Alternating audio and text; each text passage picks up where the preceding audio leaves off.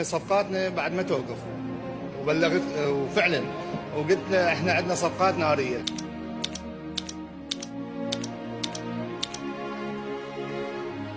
نهوض الزوراء ازعج الاخرين، هو نهوض الزوراء ازعج الاخرين 100%. يعني ما اعرف، يعني الزوراء هو زعيم الكره العراقيه. هاي السنه احنا طموحنا غير طموحنا، يعني هاي السنه يعني ان شاء الله ناخذ دوري، ان شاء الله ناخذ كاس. من أراد أن يفهم معنى العراقة في كرة القدم العراقية فليبدأ من الزوراء.